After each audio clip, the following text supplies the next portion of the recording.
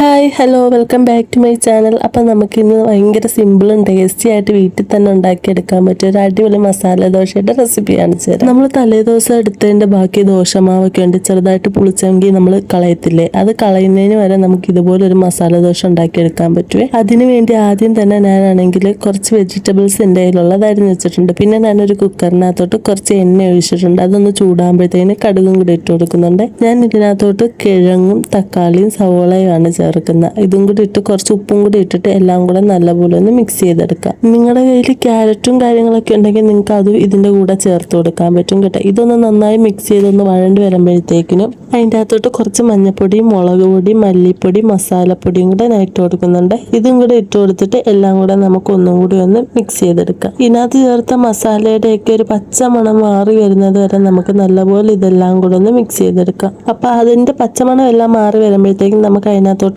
ആവശ്യത്തിന് വെള്ളവും കൂടി ഒഴിച്ചു കൊടുക്കാം. ഈ കിഴങ്ങെല്ലാം നല്ലപോലെ വെന്തുടയണം, അതിനുവേണ്ടി ആ ഒരു ഭാഗത്തിന് വെള്ളവും കൂടെ വെച്ചു കൊടുക്കും. ഇനി നമുക്ക് ഇതെല്ലാം കൂടെ നല്ലപോലെ മിക്സ് ചെയ്തെടുക്കാം. അതെല്ലാം മിക്സ് ചെയ്തിട്ട് ഇനി കുക്കർ മൂടി വെച്ചിട്ട് ഒരു 2 വിസിൽ വരെ നമുക്ക് വെയിറ്റ് ചെയ്യാവേ. അപ്പൊ ഈ ഒരു സമയത്താണെങ്കിൽ നിങ്ങൾ ഉപ്പുണ്ടോ എന്ന് നോക്കിയിട്ട് കുറച്ച് ഉപ്പും കൂടി ഇട്ട് കൊടുക്കാവേ. ഞാൻ ഇട്ടതിനകത്ത് കുറച്ച് ഉപ്പ് കുറവായിരുന്നു, അപ്പൊ ഞാൻ കുറച്ച് ഉപ്പും കൂടെ ഇട്ടിട്ട് കുക്കർ ഒന്ന് മൂടി വെക്കുന്നുണ്ട്. ഈ ഒരു മസാല ദോശയുടെ റെസിപ്പി എന്തായാലും നിങ്ങൾ ഒരു വട്ടമെങ്കിലും ട്രൈ ചെയ്ത് നോക്കണം. എന്തായാലും എല്ലാവർക്കും ഇഷ്ടപ്പെടും. എനിക്ക് കടയിൽ നിന്ന് മേടിച്ച് കഴിക്കുന്നതിനെക്കാട്ടിയും വീട്ടിൽ ഞാൻ തന്നെ ഉണ്ടാക്കുന്ന ഈ ഒരു മസാല ദോശ കഴിക്കാനാണ് കേട്ടോ കൂടുതൽ ഇഷ്ടം.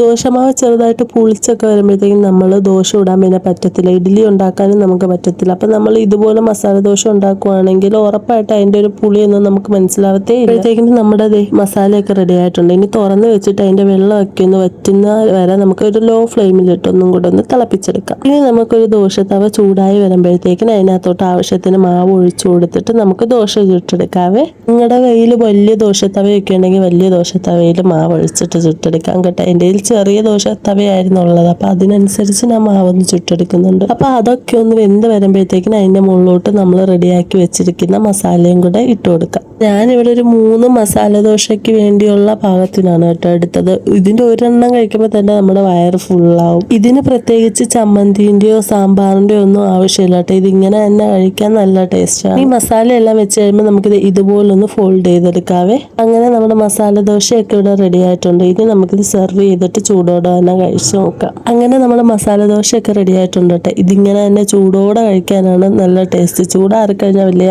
ഇത് കാണത്തില്ല, ചൂടോടെ തന്നെ നമുക്ക് മസാല ദോശ കഴിക്കണം. അപ്പോൾ ഞാൻ എപ്പം മാവ് മിച്ചം വന്നാലും ഉണ്ടാക്കുന്ന ഒരു റെസിപ്പിയാണ് കേട്ടോ. അപ്പോൾ നിങ്ങൾ എല്ലാവരും ഒന്ന് ട്രൈ ചെയ്ത് നോക്കണേ. അപ്പോൾ വീഡിയോ ഇഷ്ടപ്പെട്ട എല്ലാവരും ഒന്ന് ലൈക്ക് ചെയ്ത് സബ്സ്ക്രൈബ് ചെയ്ത് സപ്പോർട്ട് ചെയ്യണേ. അപ്പോൾ അടുത്തൊരു വീഡിയോയിൽ കാണാവേ. അപ്പോൾ ശരി, ബായ്.